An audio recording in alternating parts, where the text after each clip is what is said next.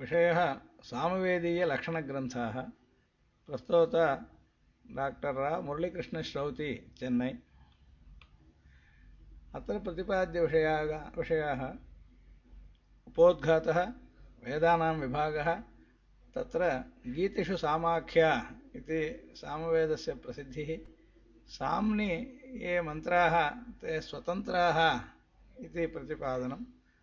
अनन्तरं सामवेदे ग्रन्थविभागः संहिता पदगानस्तरेषु प्रतिपाद्यते। अनन्तरं विकृतिपाठविषये विचारः प्रवर्तते। गानस्य अपौरुषेयता च निरूप्यते।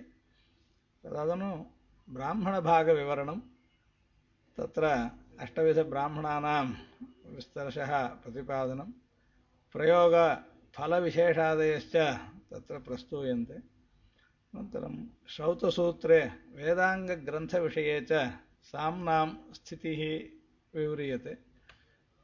लक्षणग्रन्थाः तत्र च शाखाभेदाः, उपलब्धग्रन्थानां रक्षणोपायाश्च अनन्तरं प्रस्तूयन्ते। तदनु सामवेदस्य प्राशस्त्यं भाष्यादिग्रन्थविवरणञ्च भवति। अतः ऋषिच्छन्दोदेवताविषये विचारः प्रवर्तते, ऊहविषये च विवरणं दीयते। एतदनन्तरम् उद्गातॄणां यज्ञेषु ज्ञानाधिक्यापेक्षा प्रस्तूयते।